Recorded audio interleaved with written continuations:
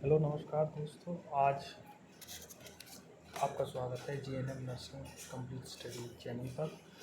आज ये साइकोलॉजी की सेकंड वीडियो है। इसमें हम पढ़ेंगे importance of psychology in nursing profession. कि साइकोलॉजी जो है, जो मानव व्यवहार की जो स्टडी है, ह्यूमन माइंड की, ह्यूमन बिहेवियर की जो स्टडी है, उसका नर्सिंग में क्या इम्पोर्टेंस है, क्या ज़रूरत है उस चीज़ की। Nurses constitute the backbone of any health system and human relationship. तो एक जो हेल्थ सिस्टम है, हॉस्पिटल्स हैं और जो ह्यूमंस हैं, उन हॉस्पिटल्स में वर्क करने वाले ह्यूमंस भी और जो एज पेशेंट जो ह्यूमन बींग्स हैं, उनके एक रिलेशनशिप बनाती हैं nurses. A major part of nursing involves developing the skills and establishment of a caring relationship with patient and families। और जो एक मेजर पार्ट है नर्सिंग का, वो उसका मेजर पार्ट नर्सिंग का यही है कि पेशेंट में उसकी फैमिली में एक रिलेशनशिप भी क्रिएट हो सके। For the same are nurse not only should understand her self but others all as well. तो नर्स से क्या अपेक्षा करी जाती है कि वो अपने आप की, अपनी साइकोलॉजी को समझे, साथ साथ और दूसरों की भी साइकोलॉजी को समझे। दूसरे मतलब डॉक्टर्स को भी समझे, पेशेंट को भी समझे, पेशेंट के फैमिली वालों को या उसके साथ जो है उनकी साइकोलॉजी को भी समझे, ताकि वो बेटर ट्रीटमेंट पेशेंट को मिल पाए। During her working she has to deal with patient, there relatives, doctors, hospital staff, coordination member, field staff and other professionals like lawyer, police and etcetera. तो नर्स अपने वर्क में deal करना पड़ता है nurse को डॉक्टर्स के साथ, और जो हॉस्पिटल के स्टाफ हैं उनके साथ, जो फील्ड स्टाफ हैं, कोई सेक्टोरल या कोऑर्डिनेशन मेंबर है, कोई कोऑर्डिनेशन करने के लिए हॉस्पिटल में, उनके साथ, और जो लॉयर्स हैं कभी, और जो पुलिस हैं, लॉयर्स हैं, उनके साथ भी कोऑर्डिनेशन नर्स को करना पड़ता है। तो इसलिए नर्सिंग की साइकोलॉजी में एक बहुत इम्पोर्टेंस है। Life of a nurse depends upon how she gets along with others, influence others, handle situation and react to others। तो नर्सिंग जो है उस चीज़ पर बहुत डिपेंड करती है कि नर्स किस तरह से डील करती है, किस तरह से इन सिचुएशंस को हैंडल करती है, और किस तरह से दूसरे लोगों को इन्फ्लुएंस करती है। मान लीजिए कोई पेशेंट है, अगर वो कोऑपरेट नहीं कर रहा तो उसे इन्फ्लुएंस करना होता है कि वो कोऑपरेट करे। किस प्रकार के हैंडल सिचुएशन से उन्हें हैंडल करना होता है नर्स को, और सिचुएशन के हिसाब से एक रिएक्ट करना होता है। जो सिचुएशन जिस तरह की रिएक्शन मांग रही है, जिस तरह का एक्शन मांग रही है, उस हिसाब से उस सिचुएशन को समझ करके रिएक्ट भी करना होता है। तो साइकोलॉजी की नर्सिंग में काफ़ी इम्पोर्टेंस है। हम कुछ पॉइंट्स के हिसाब से पढ़ते हैं क्या क्या इंपॉर्टेंस है। To understand her own self, इसका मतलब है कि नर्स खुद की अपनी साइकोलॉजी को भी समझे। ठीक है। The knowledge of psychology will help the nurse to understand her own personality, motives, emotions, feeling, attitudes, her strength and limitations. तो साइकोलॉजी नर्स के लिए हेल्पफुल है, इस तरह से हो सकती है कि वो अपने आप को भी समझे पहले, कि उसका नर्सिंग आने का क्या मोटिव है, उसकी कैसी पर्सनैलिटी है, वो क्या फील करती है, क्या उसके इमोशंस हैं, क्या उसकी स्ट्रेंथ हैं, किन कामों को अच्छे से कर पाती है नर्स और किन कामों को अच्छे से नहीं कर पाती, क्या लिमिटेशंस हैं। मान लीजिए नर्स का ज़्यादा मन नहीं लगता नर्सिंग में, उसकी साइकोलॉजी फिर नर्सिंग के हिसाब से ठीक नहीं है, क्योंकि वो एक प्रॉपर नर्सिंग केयर नहीं दे पाएगी। या फिर उसका एटीट्यूड ठीक नहीं है नर्सिंग के प्रति, तो वो अच्छी नर्सिंग केयर नहीं प्रोवाइड कर पाएगी। ठीक है। उसकी पर्सनैलिटी उस हिसाब से नहीं है कि वो और लोगों से डील कर पाए, ठीक है, कोऑर्डिनेट कर पाए डॉक्टर्स से या और फील्ड स्टाफ वगैरह और जो भी स्टाफ है, तो वो नर्सिंग एक प्रॉपर नहीं हो पाएगी। तो उसे साइकोलॉजी की मदद से अपने आप को भी समझना होगा, और जहाँ पे चेंज की ज़रूरत है उस चेंज को डेवलप करना होगा। Bye knowing these she can overcome weakness and perform her duties effectively and efficiently. कि अगर जो भी साइकोलॉजी को, अपनी साइकोलॉजी को समझने के बाद नर्स को जो भी चेंज लाना है, जो भी उसकी कमजोरियाँ हैं उन्हें ठीक करना है, ठीक है, जहाँ उसे अच्छा परफॉर्म करना है वहाँ वो अच्छा परफॉर्म कर सकते हैं अगर वो अपनी ही साइकोलॉजी को समझते हैं। तो नर्सिंग के लिए ज़रूरी है कि नर्स को अपनी साइकोलॉजी का भी पता होना चाहिए कि उसकी क्या साइकोलॉजी है। She can develop self discipline while dealing with people. और अपनी साइकोलॉजी को समझ के नर्स एक कॉन्फिडेंट फील कर सकती है और लोगों से डील करने के लिए, और लोगों जैसे जैसे पेशेंट हुए, पेशेंट की फैमिलीज, डॉक्टर्स कोई और स्टाफ। सेकेंड है to understand patient and other peoples.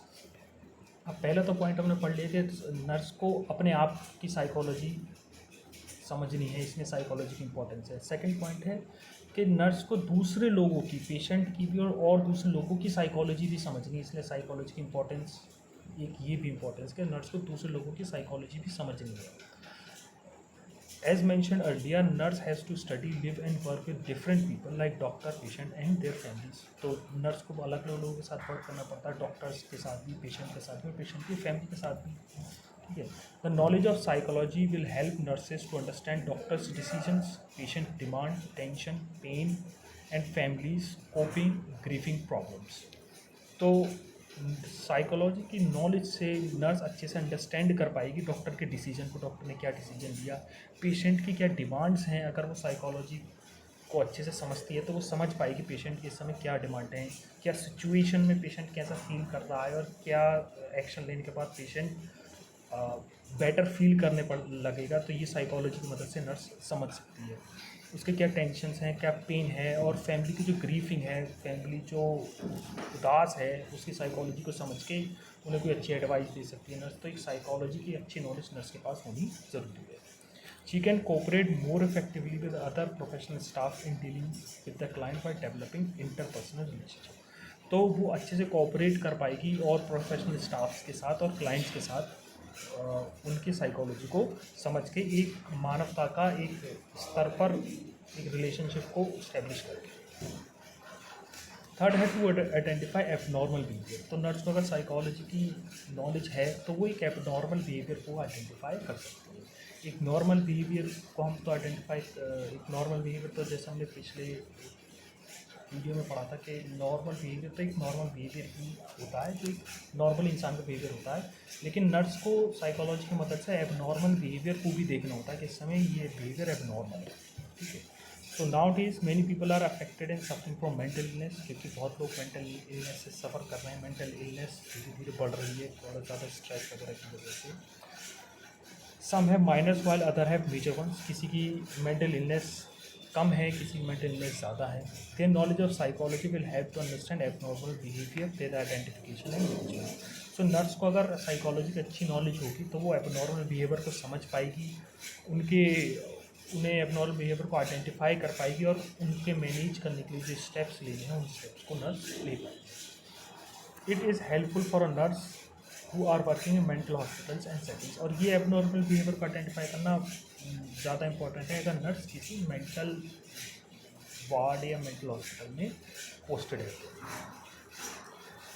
Fourth है अंडरस्टैंडिंग सिचुएशन। तो साइकोलॉजी की इम्पोर्टेंस नर्सिंग इसमें भी है कि सिचुएशन को समझने के लिए एक अच्छी साइकोलॉजी की नॉलेज नर्स के पास होनी चाहिए। Generally, nursing situations involve doctor, patient, families, and friends. A nurse should understand situation, demand of situation, best possible action and management. ठीक है। तो नर्सिंग की जो प्रोफेशन है वो डिमांड करता है, ऐसी सिचुएशंस आती हैं जिन सिचुएशन में डॉक्टर्स भी होते हैं, पेशेंट भी और पेशेंट की फैमिली और फ्रेंड्स भी उन्हीं सिचुएशंस में इन्वॉल्व रहते हैं। तो नर्स को सिचुएशन को अंडरस्टैंड करना ज़रूरी है साइकोलॉजी की मदद से कि सिचुएशन क्या है, सिचुएशन क्या डिमांड कर रही है, क्या चाहिए इस सिचुएशन को सॉल्व करने के लिए, और इसका सबसे अच्छा पॉसिबल एक्शन क्या होगा, क्या सबसे अच्छा कदम उठाया जाए कि इस सिचुएशन को हम ठीक कर सकें। तो इन सब के लिए नर्सेज को साइकोलॉजी की अच्छी नॉलेज होना ज़रूरी है। फिफ्थ आता है to give health education. Health education देने के लिए भी साइकोलॉजी की ज़रूरत पड़ती है नर्स को। मान लीजिए पेशेंट की फैमिली को समझाना है तो उन्हें उस नर्सिस को साइकोलॉजी की थोड़ी नॉलेज होनी चाहिए कि इस सिचुएशन में हम इसे कैसे एक एडवाइस दे सकें ताकि अच्छे से समझ पाएँ, उनकी साइकोलॉजी को अंडरस्टैंड कर पाएँ। Knowledge of psychology helps in giving education to the client and his family regarding diet, treatment and follow. तो साइकोलॉजी की नॉलेज होगी तो एक नर्स बहुत अच्छे बेहतर तरीके से पेशेंट या उसकी फैमिली को समझा पाएगी, क्लाइंट के बारे में, उसकी डाइट या फिर ट्रीटमेंट कैसे चलना है उसके बारे में उसे अच्छे से समझा पाएगी। मान लीजिए नर्स का अगर एटीट्यूड ही सही नहीं है, साइकोलॉजी की नॉलेज नहीं है, नर्स समझ नहीं पा रही कि पेशेंट की फैमिली कैसा फील कर रही है और वो बिना उसे समझे कुछ भी एडवाइस दे दे या कोई भी स्टेटमेंट दे दे तो वो थोड़ा सा अच्छे से कोऑपरेशन नहीं माना जाएगा।